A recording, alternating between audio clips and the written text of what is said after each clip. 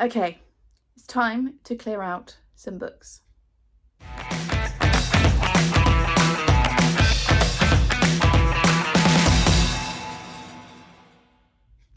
Hi everyone, welcome back to the channel. So today is the day for my quarter 2 unhaul. So I will put my 2023 intentions video in the description. One of the things I intended to do was to do a quarterly unhaul and show you all the books that are leaving my collection for a number of different reasons, and then make sure that I actually get them out of my house. So I'll also link my quarter 1 video. I feel like I did like 50 books in that. Today I've got 34 books to show you that I am not keeping. I'm going to do it in order from middle grade to YA and then into adult, and I'm going to go fairly quickly. So in case you're new here, I only keep books that I give either 4 or 5 stars and that I intend to reread at some point. And that's the key, because there are books in here that I gave 4 or 5 stars that I loved, but I'm just not going to go back to them again, and so they are leaving my collection. In terms of where books go when they leave me, either, I feel like I'm going to sneeze.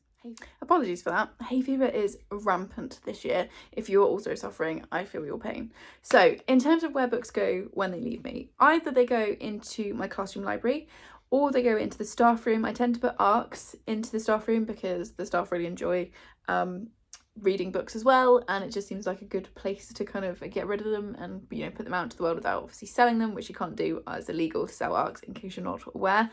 So they either go into my classroom library, into the staff room.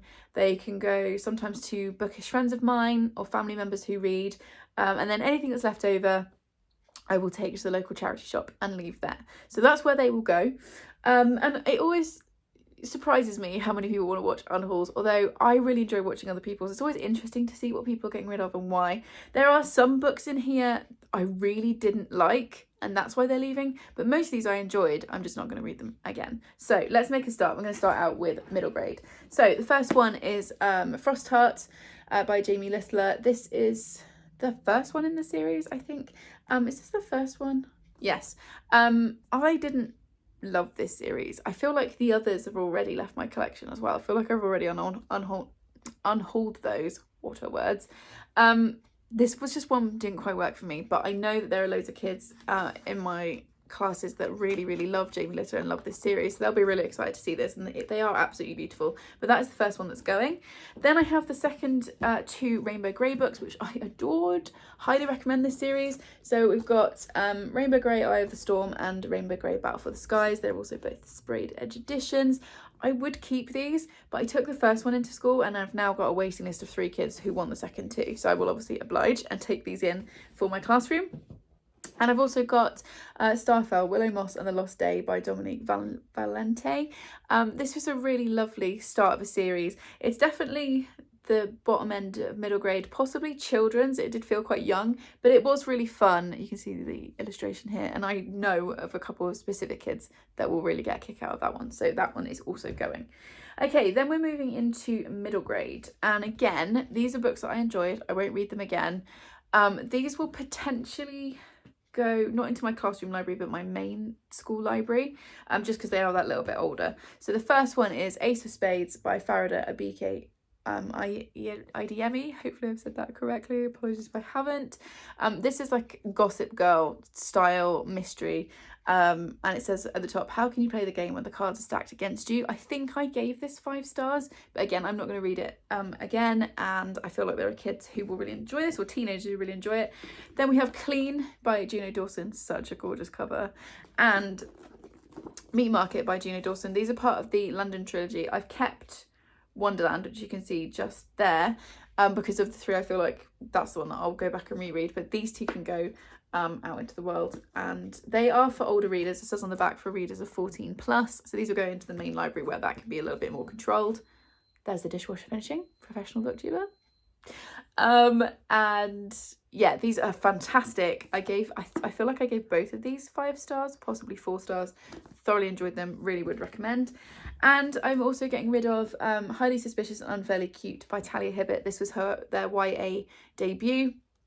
I read it this year, really enjoyed it, super cute, as you can guess from the title, and I really enjoyed it, but I won't read it again, so that's going out. So those will all go to school in various different places. Okay, so we're now getting into adult. We're going to start with non-fiction. I've kind of roughly split these into non-fiction, romance, and there's a trilogy I'm getting rid of that might surprise you. If you've been watching my channel for a while and you're used to my bookshelves, you might actually be able to spot what's missing behind me, but I'll explain why in a minute. And then thrillers, and then like general adult fiction. I didn't split it down any further than that. So non-fiction. First up is a book that I think is really, really, really important and everybody should read, but having read it, I don't feel like I need to go back to it. I definitely got what I needed from it. It's also available quite widely on audiobook, so if I did want to go back to it, I'd probably do it that way. And that is Are Prisons Obsolete by Angela Y. Davis. This is definitely a casualty of me running out of space, and even though it's really small, I'm having to be really ruthless at the moment with the books that I'm keeping. So I would highly recommend this. Very thought-provoking, really interesting, really well written, very clearly really well researched. I'm just not going to read it again, so this will be going into the world. I've also got Bonk by Mary Roach. This is one that I pulled out of Leanne's UNHAUL pile. It's now in my UNHAUL pile. I read the first kind of 50 pages, and as you can probably guess from the cover, which is probably going to get me demonetized, it's the curious coupling of sex and science. It's all about sex and the kind of history, so the science behind it and all that kind of stuff, the why we do things kind of side of things. But I've read a few books on the history of sex now, and I didn't think I was going to get anything different out of this, so I DNF'd it, and that's going into the world. We've then got two in the same series. So this is The Prison Doctor Final Sentence and The Prison Doctor Women Inside by Dr. Amanda Brown. I enjoyed these. They were interesting looks at a world that I know nothing about, but I'm not going to reread them, so they're going off. And then finally, this beautiful hardback copy of Warrior Queens and Quiet Revolutionaries by Kate Moss. I read this year. Again, I think I gave it like 4 stars. This was very kindly sent to me by Book Break, and it's a gorgeous finished copy. But I'm just not going to go back to it, and I can think of a couple of people that I think will really enjoy it and get a lot more out of it than it being sat on my shelves. Okay, next, I'm unhauling the entire Brown Sister trilogy by Talia Hibbert, because I have the hardcover gorgeous editions, which are over there on my shelves. I can't reach them from here. I don't need a set of the paperbacks and a set of the hardbacks, so I'm going to send these out into the world for somebody else to enjoy. They have been loved. I still adore the series, but if I read them again, it will be the hardbacks. And like I said, I'm having to be really ruthless. I'm getting to a point with my shelves where my collection is like reaching maximum kind of capacity. So when I saw these, I was like, these just need to go, because I've got the hardbacks and I don't need 2 copies of the series. Okay, then some thrillers that I really enjoyed, but I'm not going to go back to. Fiona Cummings, When I Was 10, very cool cover. Tana French, The Searcher. I did actually DNF this, I think, in the first 100 pages. Just couldn't get into it. Was a little bit bored. Room by Anna Donoghue. Absolutely heartbreaking, cleverly done. Would recommend. Check content warnings. And Problem Child by Victoria Helen Stone. Probably one of my most disappointing reads of the year. I loved the Jane Doe, which is the first in the series, and again it was a reminder to me that with thrillers I should probably just read the first one and leave it at that, because this was really not great. But I liked When I Was 10 and I liked Room. However, I'm not going to reread any of those. Okay, we're into the final stack, although it is the biggest stack, and this is just like general adult fiction. That's as far as I got at like categorizing. So first up, we have Terry Pratchett, The Colour of Magic. I have started very slowly, working my way through the Discworld novels, and this is the first one. And I know there are people who say you can start in different places. I just prefer to start at the beginning and read them as they were published. So this was the first one. I picked this up in a secondhand bookshop for a couple of quid recently. I enjoyed it. It was weird. I'm not going to read it again. And I'm not going to be starting, as far as I know at the moment, I'm not planning on starting a Terry Pratchett collection. I do love how ugly this cover is, though. It's so brilliantly like 70s or 80s. But yeah, that's one that will go back into the world. After the Flood by Cassandra Montag. This was one I really enjoyed. This is post-apocalyptic survival. The world is flooded, and we've got a mother who is trying to get to her daughter, I think. Yeah, she's got her youngest daughter with her, and she's trying to find her eldest daughter who was taken by her husband.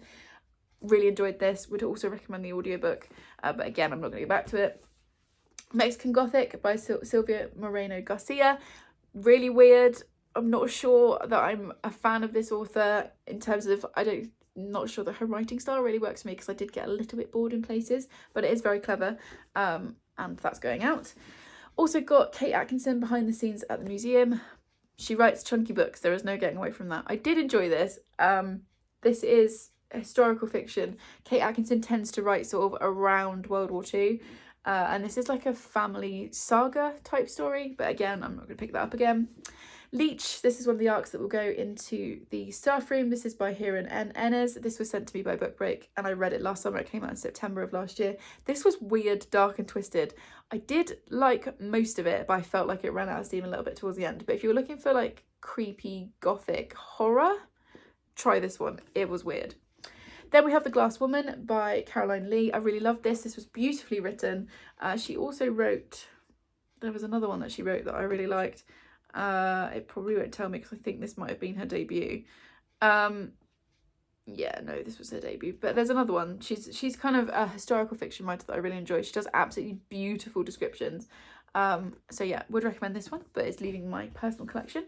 We've got 1,000 Ships by Natalie Haynes. I feel like this is one that I started and didn't finish. It looks like it from the spine.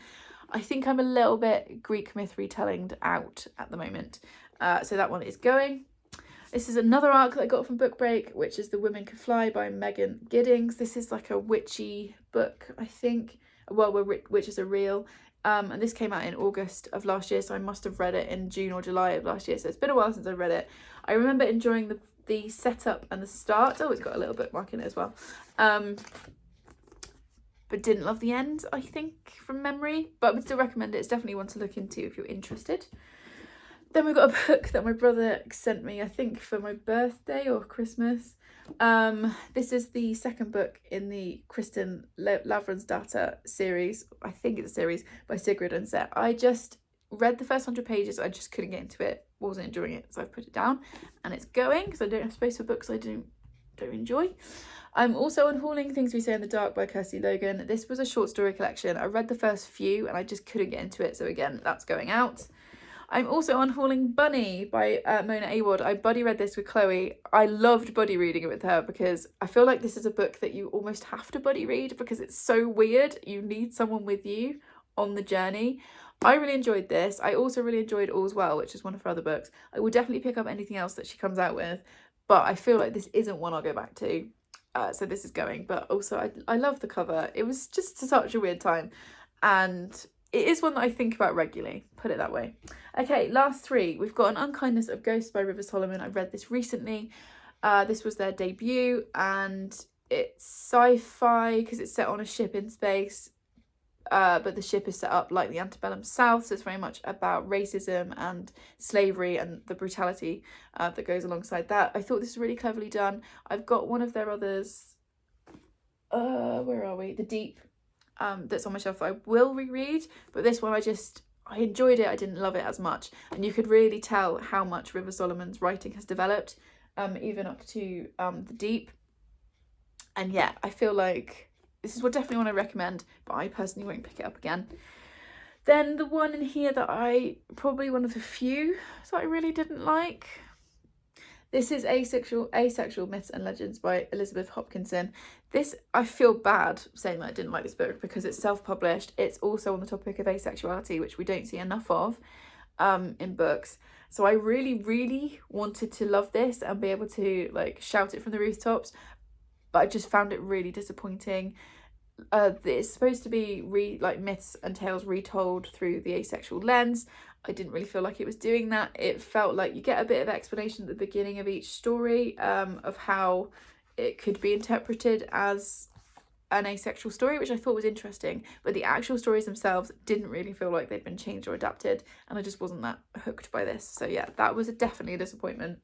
And then a final one, I did enjoy this one, but again, it's taking up too much space on my shelf and I'm going to go back to it.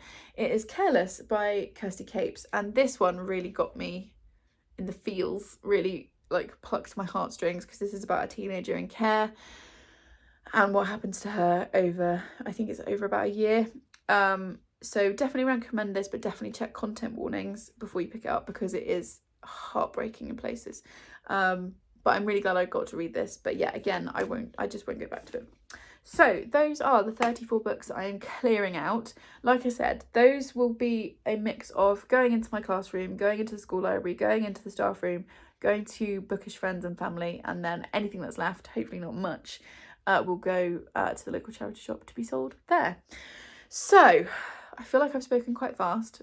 It's only a 15-minute video, so we're doing okay. I didn't want a super long video.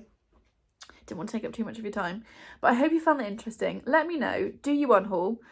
If you do unhaul, how do you go about it? Because my process is, at the end of each month, I look at my stack of books, because as I read books through the months, I build my stack of books, and then at the end of each month, I take that stack apart, and I either have books that go straight onto my shelf as keepers, books that go to my in-laws for them to read, or books that immediately go into a DNF pile that I know the others won't want to read. And then quarterly, like those books then go into big bags for life, which are stored in my husband's office, and then quarterly I pull everything out, go through them, and then film this video for you. So that's how I do it. I literally do it month by month. Occasionally I will also go through my shelves and like just double check. So for example, like the Brown Sister trilogy, that was just a purge that I did, rather than a monthly unhaul. So I try and keep my shelves as like tidy as possible, and just like keep it to the books I'm definitely going to reread at some stage. So that's how I do it. Tell me, do you unhaul? Do you unhaul first of all? If you do, how do you do it? How do you run your unhauls? I'm always interested to know.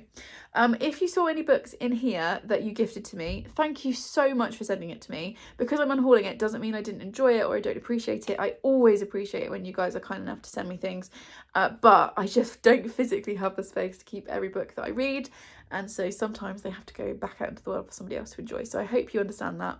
Also, if you saw any books here that your absolutely favourite book of all time and I've unhauled it, it's not a comment on you. Obviously everybody's reading taste is slightly different, and the majority of these, like I said, I did enjoy reading. I'm just not going to return to them, so somebody else might as well enjoy them rather than them just sitting and collecting dust on my bookshelves.